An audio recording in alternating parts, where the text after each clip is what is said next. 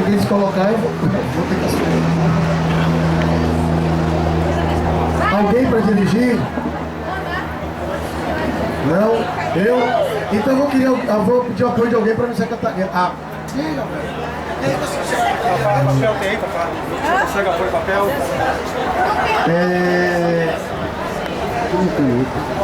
Alguém para secretariar também comigo aqui, senão também é sacanagem.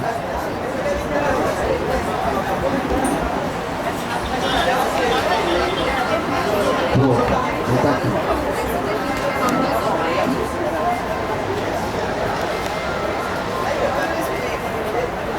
Vamos definir o tempo de fala logo para informe e depois o tempo de fala para as avaliações. Proposta para informe. 2 minutos e meio. Você não informa nada em 2 minutos e meio. Proposta da mesa é que seja 5 minutos para informe. 5 minutos por pessoa? Para informe. Não, é muito.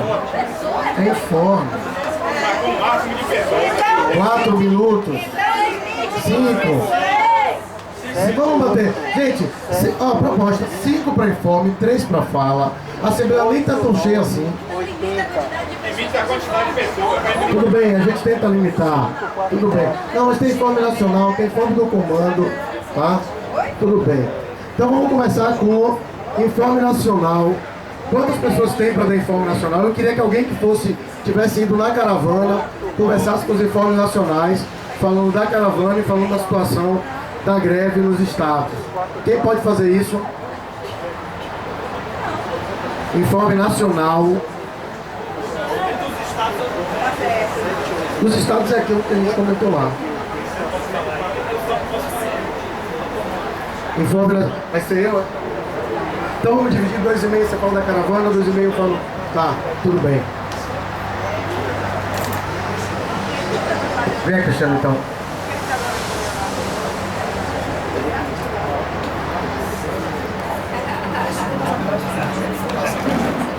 Pronto, pessoal. Assim, primeiro que em relação à tarefa aqui é dar informe sobre a atividade do dia 10 no STF. Então, nós temos que começar a Assembleia para cima, porque foi uma grande vitória, um grande ato do ponto de vista da presença de diversos estados em greve, alguns não em greve, mas mais do que isso, o contágio que tomou conta, inclusive, dos servidores da Justiça Federal, do TJ, enfim, de Brasília, que suspenderam a Assembleia, passando por cima, inclusive, da deliberação do encaminhamento de sua direção sindical, e decidiram ir para o ato. Então não foi pouca coisa do ponto de vista simbólico da força disso. De sorte que lá teve o ato público na porta do STF, né? Presentes estavam a presidenta Dilma, na posse, o presidente do Congresso, enfim.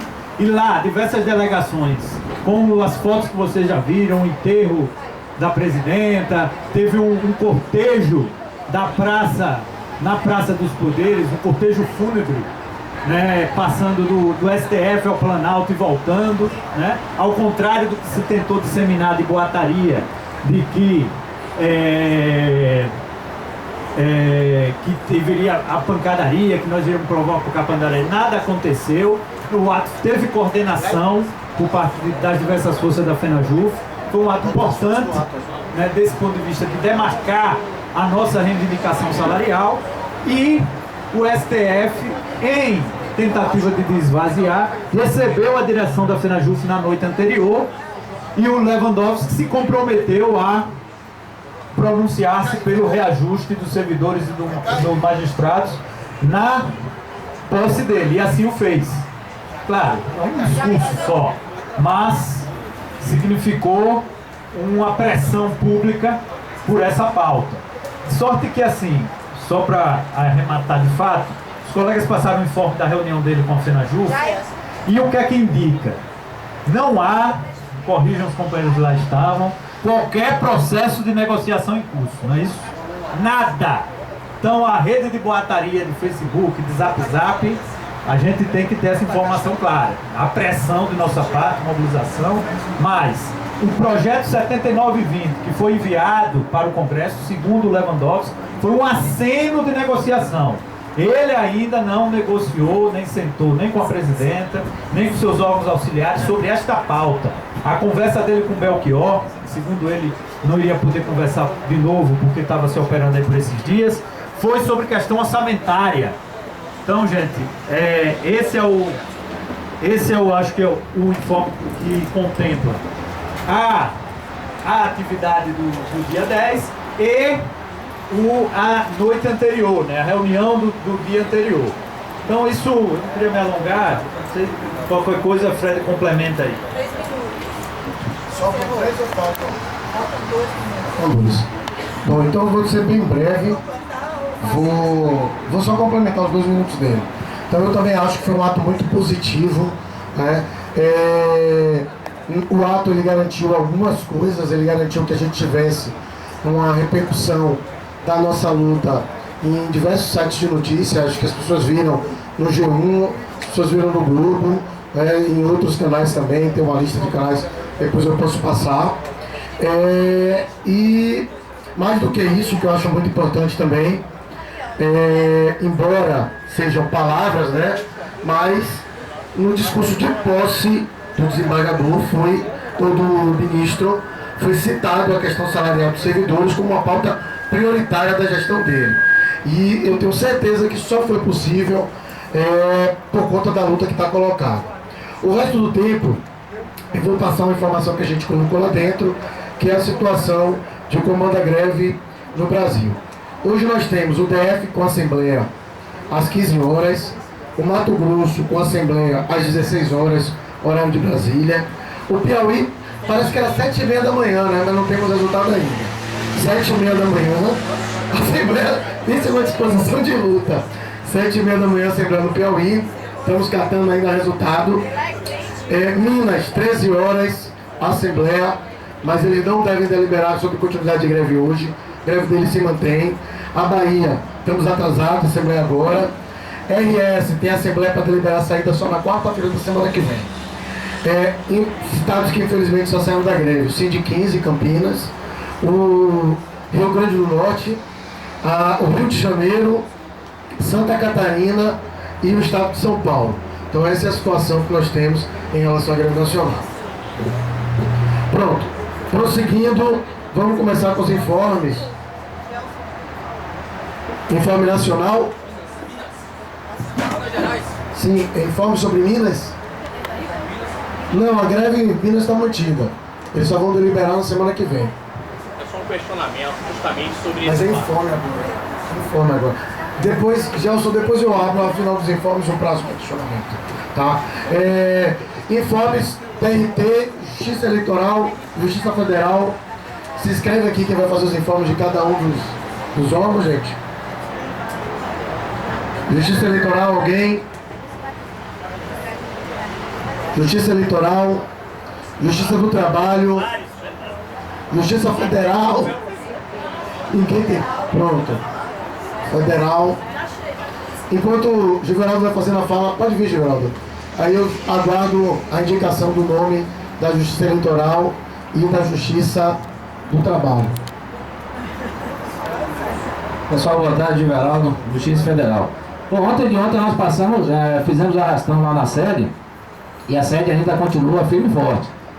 Várias, inclusive fechadas mesmo, apagadas o atendimento, e o pessoal com gás ainda para a continuidade da greve. Ontem, Cristiano e Jailson passaram no Jeff, e o Jeff ainda continua assim, com certa dificuldade, né, em alguns setores, em algumas varas. E nas subseções, temos aí uma turma, né, firme e forte ainda, querendo a continuidade da greve. Feira de Santana, Conquista, Itabuna. Então, tá assim, pela JF ainda existe um gás, né, para continuar. Mas claro, vamos fazer aqui as avaliações, vamos fazer toda a leitura aí da greve aqui na Bahia e a greve, né, no cenário nacional, para mais tarde a gente deliberar pela continuidade ou não. Conquista saiu? Bom, essa é a informação. Conquista saiu e Itabuna entrou, Barreiras também entrou e Teixeira de Freitas participou do apagão e disse que hoje a deputada da Assembleia adere e Alagoinhas para a nossa visita também com a possibilidade de entrar. Esse é o quadro do interior. Ok, obrigado, Denise. Justiça Eleitoral e Justiça do Trabalho, continuo aguardando. Jair está vindo falar sobre a Justiça Eleitoral. Pessoal, a greve aqui na Justiça Eleitoral é uma greve de vanguarda. São aqueles velhos guerreiros que fazem greve há anos. A greve houve um refluxo muito grande depois das ameaças da administração do tribunal. Então a greve aqui, o quadro é de greve fraca. Só aqueles valorosos companheiros que permanecem há anos. Ou seja, greve de vanguarda. Ok? Esse é o relato. Obrigado, Jair. Obrigado pela concisão. Justiça do Trabalho. Bom dia. Eu gostaria de saber da diretoria que esteve presente na setorial da Justiça do Trabalho, onde os colegas decidiram por sair da greve. Algum colega, algum diretor sindical que estivesse presente, coordenador que estivesse presente? Tem que avisar o pessoal de Itabuna. Pode falar então? Obrigada. Só se ligar aqui e deixar eles ouvindo. O rádio está no telefone ali, ele seria ideal para me falar aqui sobre o TRT. O TRT fez, né? Sabe que o TRT estava com aquela condição de corte de ponto. Né, o presidente ele colocou o ato atrasando o corte de ponto até o dia 5, aquele primeira revogação do ato, curso da nossa negociação, onde não foi colocado que a greve encerraria dia 5. Mas que, por causa de entendimentos distribuídos na comunicação, ele realmente deve ter achado isso e jogou para que a greve fosse até o dia 5.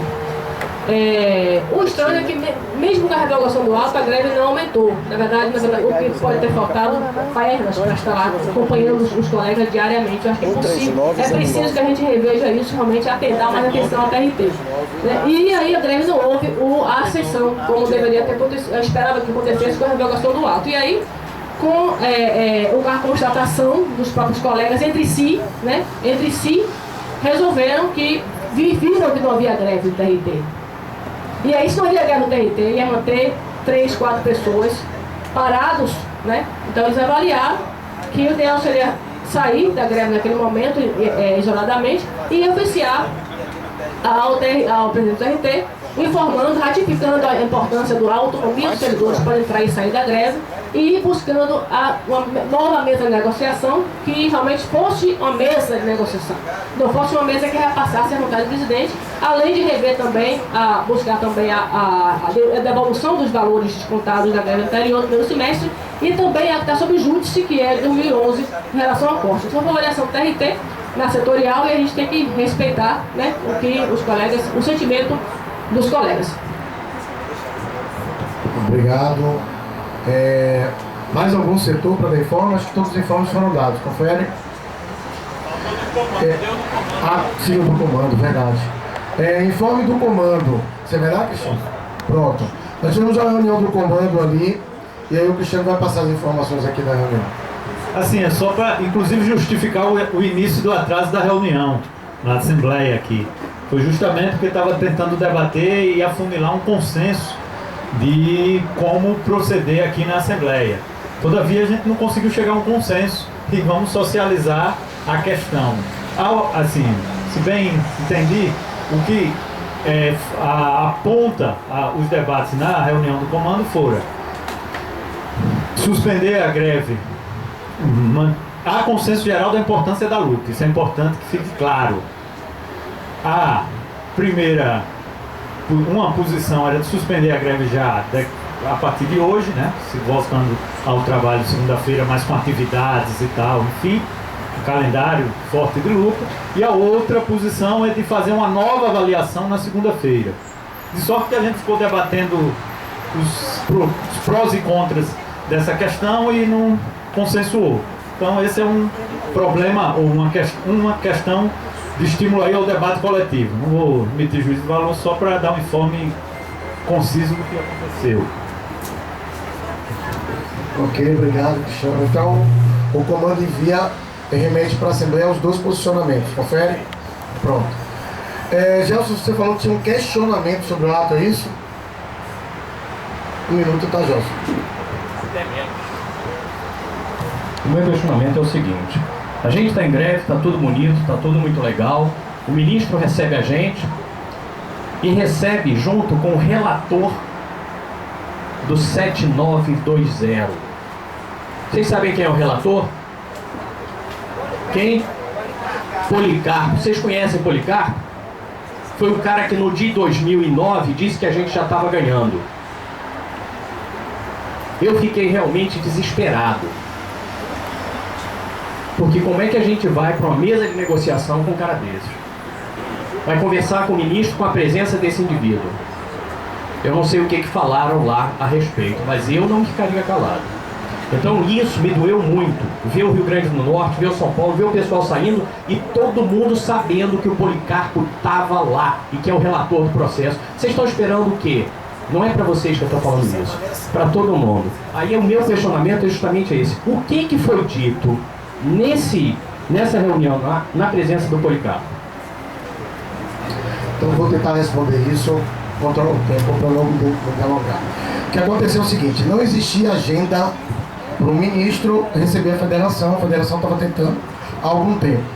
Com a proximidade do ato, existia uma preocupação do ministro e do diretor-geral, etc., sobre o ato no dia da posse do ministro, né?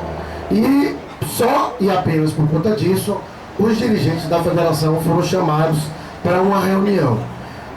São 4 chapas que tiveram representação eleita no último congresso da federação, e cada chapa encaminhou um representante. Então nós tivemos representantes das 4 chapas nessa reunião. Além disso, estava presente a Marildo, o diretor-geral do STF, o ministro e o Policarpo, que é ex-dirigente sindical da categoria, servidor da categoria licenciado e tem um mandato de deputado distrital pelo DF e é o relator atualmente de todos os projetos de interesse da categoria. Foi convidado, né, para essa reunião.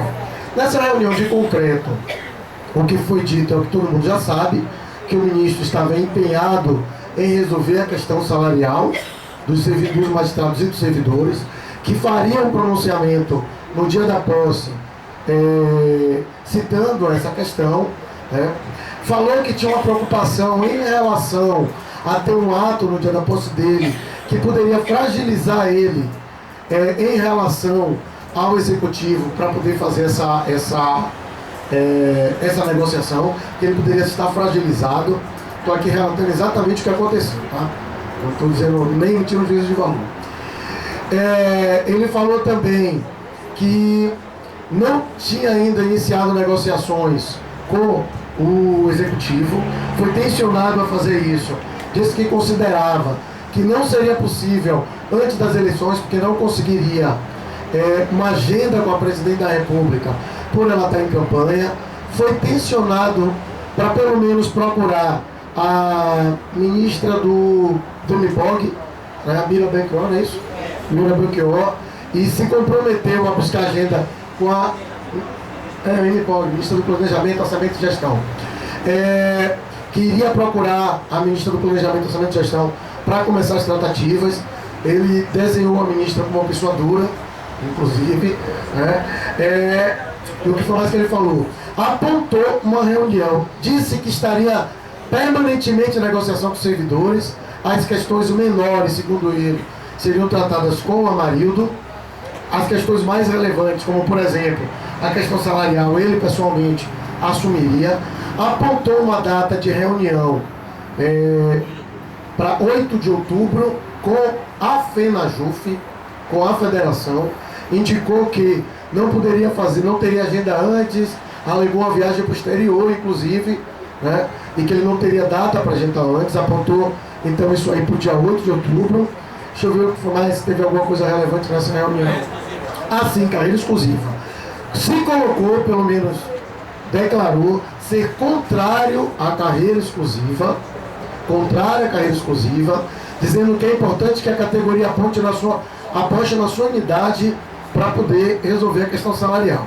Isso foi relevante.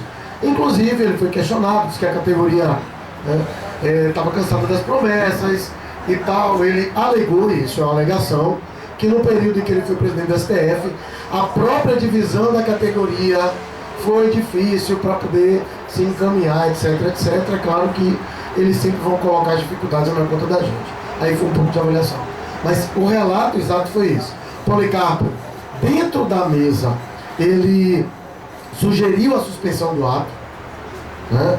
O Tarcísio, que é o diretor que é ligado ao campo político, que a gente tem maior proximidade, que é o Luta Fenajufo, ele de pronto na mesa já rechaçou, já disse que aquilo não poderia ser tratado ali, que era uma decisão da categoria, que não cabia esse encaminhamento na mesa, né?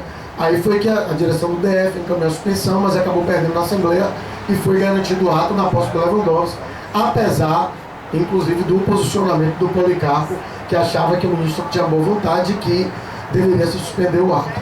Então, o relato, eu acho que não cometi nenhuma imprecisão. Se cometi, alguém quiser corrigir, tá? Acho que não, né? Pronto.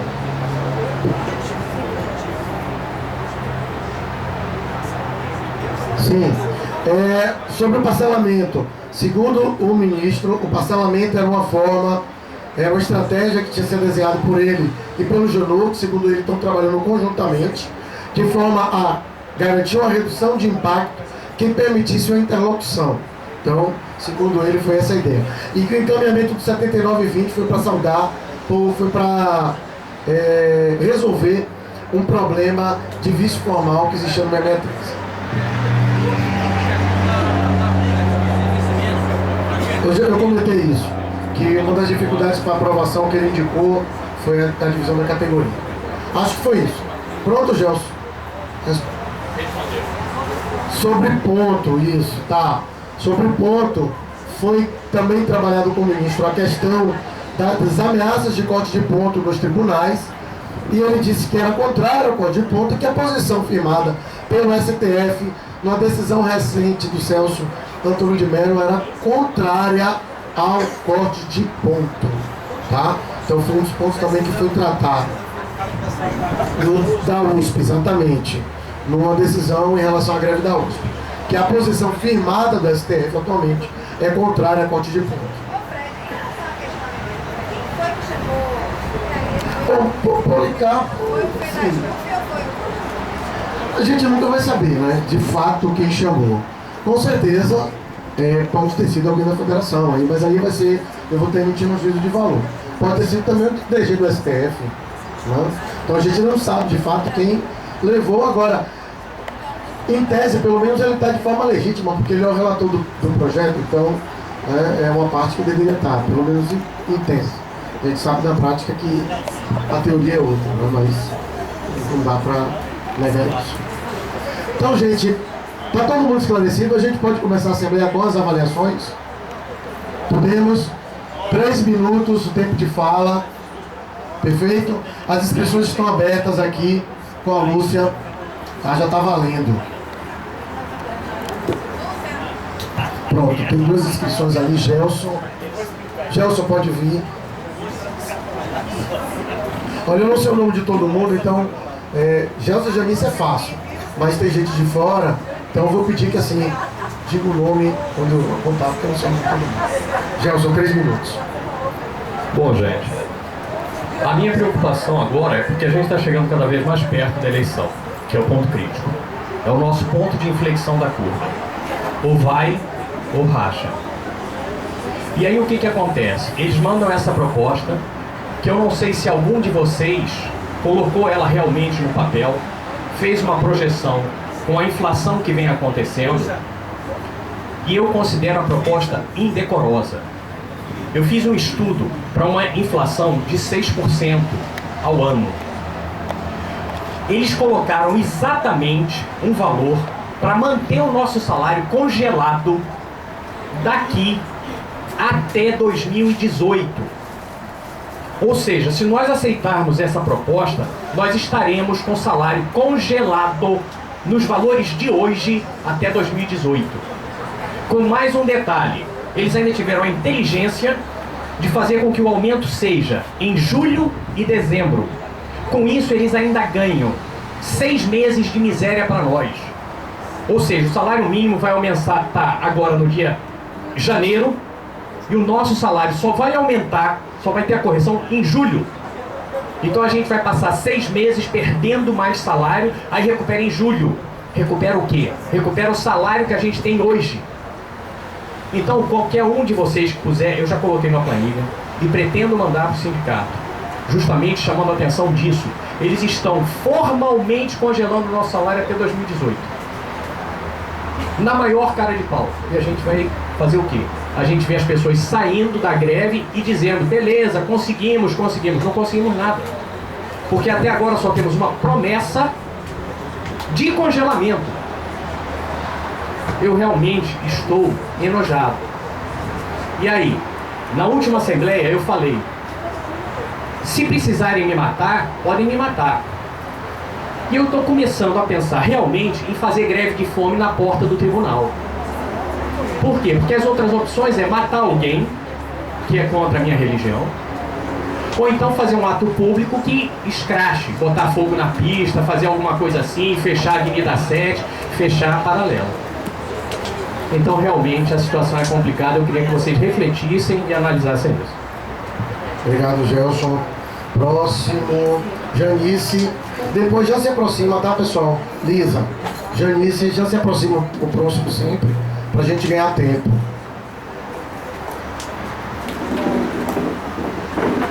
Três minutos. Bom dia, eu sou daqui do TRE, meu nome é Janice, né, como todos já ouviram. Olha, eu sempre venho participando de todas as assembleias, né, tanto a setorial como a Assembleia Geral. O que eu sempre percebo é que a maioria dos servidores que participam dessas assembleias são servidores do TRE. Isso é o que eu vejo, né? Então, assim, eu sei que tem algumas pessoas, alguns tribunais que estão querendo a manutenção da greve. Eu acho o seguinte, quem deve decidir sobre a manutenção da greve não deve ser a diretoria, né? Sim, os colegas, o pessoal de base. Então, quem vai dizer se realmente determinados tribunais estão querendo a manutenção da greve é a votação pela base. Então, eu acho que é tranquilo, né? A gente saber se realmente os colegas de outros tribunais querem realmente a greve. Porque se estão em greve, eu acredito que estejam aqui junto com a gente, lutando aqui, e estejam presentes nessa assembleia para decidir o que eles querem, ou o que nós queremos. E é isso que nós vamos ver aqui agora. Se realmente os colegas que estão em greve estão aqui e vamos decidir a manutenção ou não da greve. Obrigada. Obrigado, Janice. Lisa. Próximo é... Não, depois. Lisa, depois Erasmo. Em relação aos informes, eu ouvi muito bem dizer que Lewandowski está sugerindo uma reunião no dia 8 de outubro. Estrategicamente, para eles, isso é muito interessante, porque aí você já passou pelo menos o primeiro turno de eleição, existe até a possibilidade de eleição presidencial acontecer no primeiro turno, a gente não sabe. Então, assim, na verdade, o que eu percebo é uma embromação. Até agora, a gente não tem de concreto nada de lá para cá, né? A gente está sendo embromado mais uma vez. Eu queria lembrar que nós estamos agora no dia 12, então falta mais ou menos um mês, um pouquinho menos para o dia 8. A gente precisa avaliar se valeria a pena essa continuidade com um desgaste tão grande. Do meu ponto de vista, não vale a pena, nesse momento não. Uma outra questão que a gente precisa lembrar é que nós fizemos uma greve anterior e no final a Bahia e o Maranhão ficaram com a lanterna na mão. E quando nós entramos nessa greve, nós dissemos que a Bahia não ficaria com a lanterna na mão. Então, assim, eu acho que agora é a hora da gente dizer que a gente não vai ficar com a lanterna na mão. Em relação à avaliação local, né? Então, assim, eu faço greve há 18 anos, estou entre os de vanguarda, e é greve de verdade, não entro lá sob hipótese alguma, nem por plantão, nem por rodízio, nem por socorrer absolutamente nada. Então, assim, quando eu chego para abrir minha boca e dizer isso, é porque eu acho que é um momento razoável. Eu não estou descartando a possibilidade no futuro a gente fazer isso, não descarto. mas acho que agora o momento razoável é de recuo. Toda pessoa que está em guerra tem que saber a hora de avançar e saber a hora de recuar. E em relação à conjuntura local, acho que o TRE, e agora um recado para os colegas do TRE, deveria realmente pensar dessa forma, porque o TRT, como o Denise falou, fez uma avaliação isolada numa assembleia setorial e decidiu sair da greve. Ponto. Então o TRT já tomou a decisão deles. Eles, né, não esperaram a Assembleia Geral, eles saíram da greve. No semestre passado,